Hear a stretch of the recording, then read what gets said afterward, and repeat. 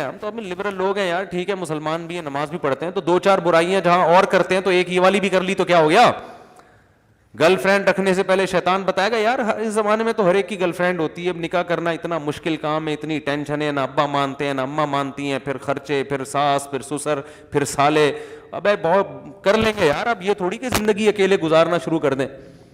تو یار کیا ہو گیا اگر ہم کوئی غلط تھوڑی کر رہے ہیں, یہ چیزیں شیطان بتاتا ہے, ہم کوئی بری باتیں تھوڑی کر رہے ہیں, ہم تو اس کو حج اور عمرے کی ترغیب دیتے ہیں فون کر کے, ٹھیک ہے نا. تو ہم تو اچھی اچھی باتیں کرتے ہیں, ہم کوئی گندی باتیں بھی نہیں کرتے, اور اگر گندی باتیں ہی کی ہیں تو باتیں ہی کر رہے ہیں نا, کوئی کام تھوڑی گندا کر رہے ہیں. تو یہاں سے شیطان جو ہے نا ایک برائی کو, وہ بھائی قرآن کے صاف الفاظ ہیں, عورت کو اللہ نے پیدا کیا بیوی بنانے کے لیے, بس بیوی بناؤ. ولا متخذات اخدان, دوستیاں لگانے کی اجازت. خدن کہتے ہیں گرل فرینڈ کو, سہیلی کو, خفیہ دوستی کو خدن, اخدان اس کی جمع آتی ہے. لا متخذات اخدان, اللہ نے صاف لفظ میں گرل فرینڈ کا ذکر کیا قرآن میں. کتنی واضح آیتیں کہ تم اس کو بطور فرینڈ کے نہیں رکھ سکتے. متخذ کا معنی ٹھہرا لینا, جیسے قرآن میں آتا ہے نا واتخذ اللہ ابراہیم خلیلا, ابراہیم کو اللہ نے خلیل بنا لیا. اتخذ کا معنی ٹھہرا لیا, دوست بنا لیا. تو اتخذ کا معنی ہوتا ہے کسی کو بنا لینا. جو گرل فرینڈ ہے وہ پیدائشی گرل فرینڈ تھوڑی ہوتی ہے, آپ اس کو بناتے ہیں, ٹھہرا لیتے ہیں کہ یار فرض کر لیتے ہیں. اور اس میں اس طرف بھی اشارہ ہے کہ بعض لوگ یہ کہتے ہیں کہ انگریز بھی گرل فرینڈ جب رکھتے ہیں نا تو اس سے وفا کرتے ہیں. جب ان کی ایک گرل فرینڈ ہوتی ہے تو وہی ہوتی ہے, بیسیوں سے دوستی نہیں لگاتے.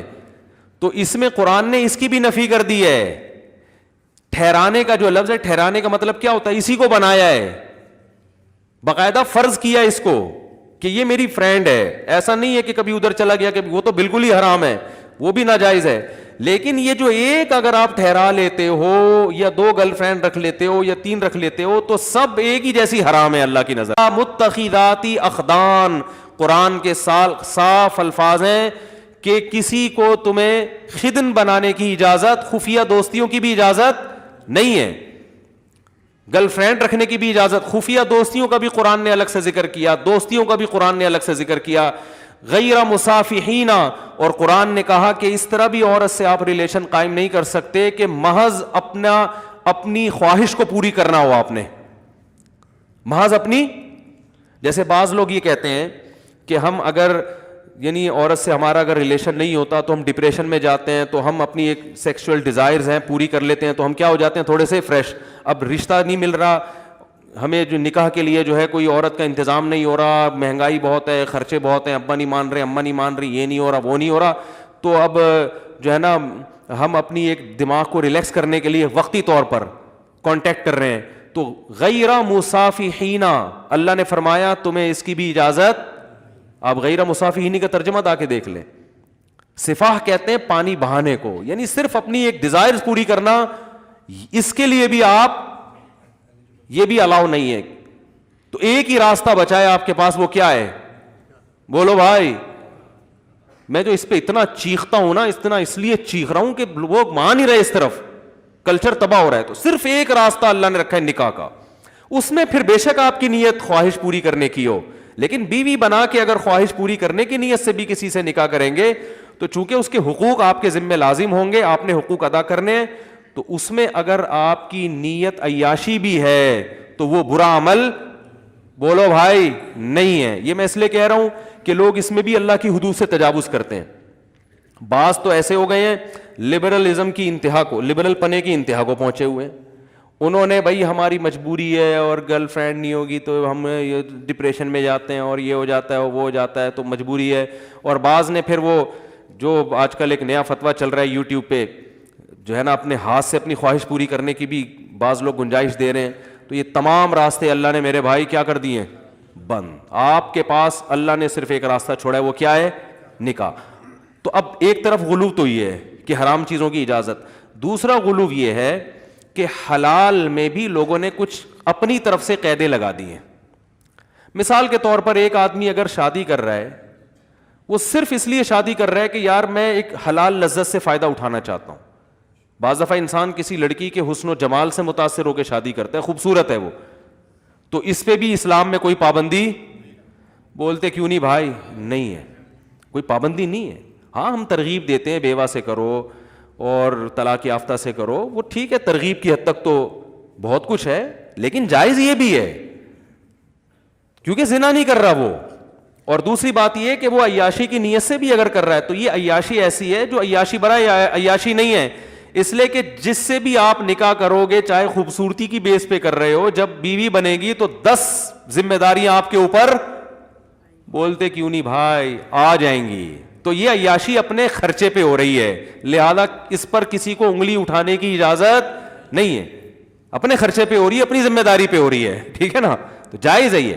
اس لیے علماء نے مسئلہ بیان کیا، 1000 سال پہلے فقہ کی کتابوں میں یہ مسئلہ لکھا ہوا ہے کہ ایک آدمی صرف عیش کی نیت سے بھی اگر شادی کرتا ہے، خوبصورت سے خوبصورت لڑکی تلاش کر کے وہ نکاح کرتا ہے، لیکن اس کا ارادہ ہے کہ میں اس کے حقوق ادا کروں گا، تو ایسے آدمی کو ملامت کرنے والے پر کفر کا خطرہ ہے. کفر کا خطرہ اس لیے کہ قرآن مجید میں اللہ نے ارشاد فرمایا الا علی ازواجہم او ما ملکت ایمانہم فانہم غیر ملومین، کہ جو اپنی بیوی سے اپنی خواہشات پوری کرتے ہیں یہ لوگ قابل ملامت نہیں ہیں. تو جب اللہ نے ایک سرٹیفکیٹ دے دیا، ایک اسٹیمپ لگا دی کہ یہ آدمی حلال طریقے سے جو اپنی خواہش پوری کر رہا ہے یہ قابل ملامت نہیں ہے، تو جب اللہ نے ایک سرٹیفکیٹ آپ کو دے دیا کہ قابل ملامت نہیں ہے، تو آپ کیوں زیادہ صوفی بن کے، فنٹر بن کے زیادہ نیک بننے کی کوشش کر رہے ہو اور آپ اس کو ملامت کر رہے ہو؟ بات آ رہی ہے سمجھ میں؟ تو یہ 1 میں بھی ہے، 2 میں بھی، 3 میں بھی، 4 میں، معذرت کے ساتھ وہ ٹاپک آ گیا، لیکن کیا کریں. اگر کوئی دوسری اس نیت سے کر رہا ہے، بھائی وہ اس نیت سے کر رہا ہے یار میرے پاس وسائل ہیں، میرے پاس اسباب ہیں، میری ایک بیوی ہے لیکن میں چاہتا ہوں ایسی 2-3 اور ہونی چاہیے، ایک بہت اچھی ہے تو 2-3 اور اچھی ہو جائیں، تو کیا زبردست. وہ ایک آدمی سے کسی نے پوچھا نا تمہاری عمر کتنی ہے، اس نے کہا 18 سال. اس نے کہا یار زبردست بھائی 18 سال. تو 10 سال بعد ملا، پوچھا کتنی عمر ہے، کہہ رہا 18 سال. کہہ رہے 10 سال پہلے بھی 18. اس نے کہا آپ 18 پہ اتنے خوش ہوئے تھے کہ دوبارہ سے 18 سال ہے. ٹھیک ہے، دوبارہ سے کتنی ہے؟ 18 سال. آپ کے جواب سے مجھے مزہ اتنا آیا تھا.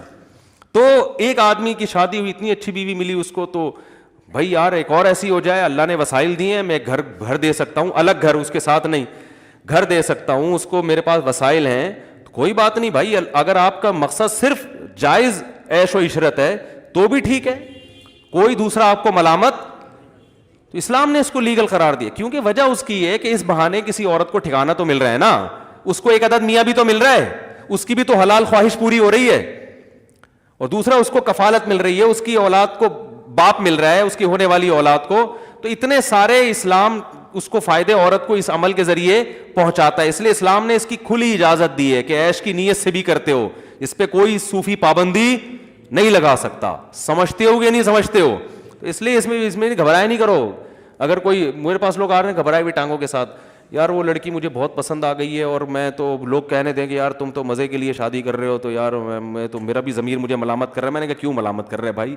آپ اپنے پیسوں سے نہاری کھاتے ہو مزے کے لیے، اپنے پیسوں سے انڈے والے برگر کے بجائے زنگر برگر کھا رہے ہو آپ، تو حلال ہے نا. تو ایسے ہی میرے بھائی یہ بھی حلال ہے، لیکن اس میں عورت کو کیا ہے؟ فائدہ ہے. فائدہ یہ ہے کہ جیسے اللہ نے ڈیزائرز آپ میں رکھی ہیں، عورت کے اندر بھی ڈیزائرز رکھی ہیں. آپ میں رکھی اس لیے تاکہ آپ اس کی ڈیزائرز پوری کرو، اور اس کی ڈیزائرز، اس کے ذریعے آپ کی ڈیزائرز پوری ہوں. اگر اس خواہشات پہ آپ قابو پا کے بیٹھ جائیں گے تو صرف آپ کا نقصان نہیں ہے، عورت کا بھی نقصان ہے اس میں.